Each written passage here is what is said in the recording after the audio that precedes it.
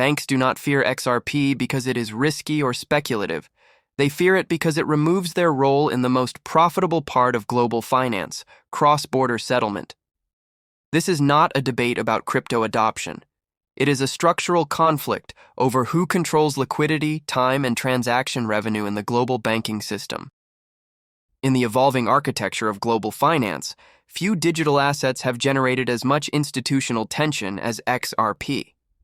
This tension is often mischaracterized as resistance to crypto, but the reality is far more structural. XRP challenges the traditional role banks play as intermediaries in cross-border payments, and that challenge goes to the heart of how global money actually moves. For decades, international payments have relied on a multi-layered banking system designed more for institutional control than for efficiency. SWIFT functions only as a messaging layer, not settlement. Correspondent banks require pre-funded Nostro and Vostro accounts. Settlements take days. Fees accumulate at every step, and foreign exchange spreads quietly erode value. This complexity is not accidental. It is profitable. This legacy system moves trillions of dollars every year, but it is slow, capital inefficient, and expensive by design. Banks are compensated precisely because they sit in the middle of the transaction chain, managing friction rather than eliminating it. XRP was engineered to remove this middle layer entirely. Using the XRP ledger, value can be transferred and settled globally within seconds at negligible cost. Settlement and messaging occur on the same ledger. Liquidity can be sourced on demand instead of pre-funded, and transactions finalize in roughly 3 to 5 seconds. This represents a fundamentally different settlement logic. When settlement becomes instant and atomic, the economic justification for multiple intermediaries begins to collapse. This is not an ideological disruption, and it is not a speculative experiment. It is an infrastructural shift that directly threatens legacy revenue models. Cross-border payments remain one of the most profitable business lines for global banks.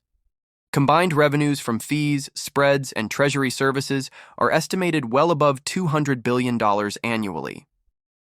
XRP threatens this income by compressing spreads, reducing correspondent dependence, eliminating multi-party settlement chains, and lowering operational costs that banks traditionally pass on to customers. From an economic perspective, resistance to XRP is rational. The concern is not volatility or decentralization. It is margin compression. When efficiency replaces friction, profits decline for those who relied on inefficiency to justify their role.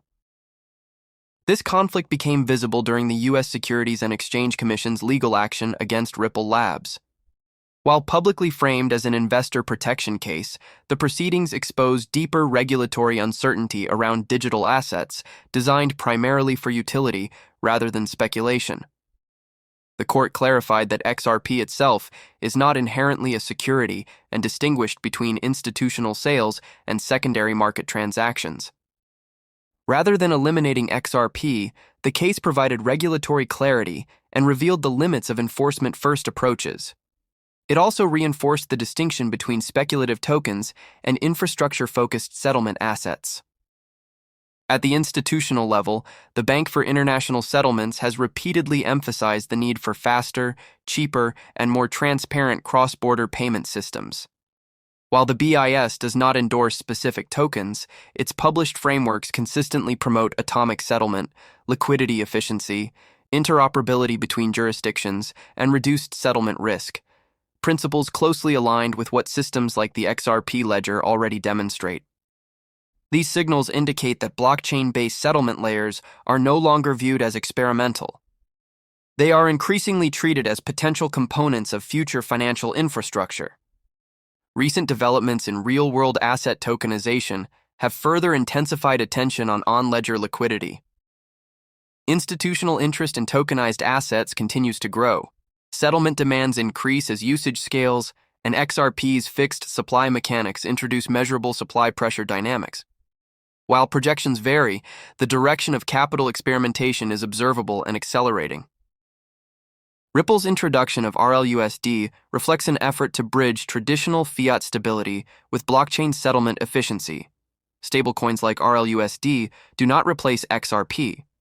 Instead, they complement it by anchoring value within regulated frameworks, while XRP functions as a neutral bridge asset for liquidity and settlement. The broader conclusion is simple. Banks do not resist XRP because it is digital. They resist it because it works. By collapsing settlement time, minimizing cost, and removing unnecessary intermediaries, XRP exposes inefficiencies that have long been normalized. Regulatory friction and institutional caution have slowed adoption, but they have not reversed the underlying logic. As global finance moves toward tokenization, real-time settlement, and capital efficiency, systems like the XRP ledger increasingly resemble infrastructure rather than disruption. As regulatory clarity continues to mature, including legislation such as the Clarity Act, pressure on legacy settlement models is expected to increase. The shift will not be sudden, but it will be structural, and it will force a repricing of trust, time, and value in the global financial system. We inform, you choose. In this library, we do not offer false hope or sensational claims. The information shared is based on observable financial structure and real-world policy developments.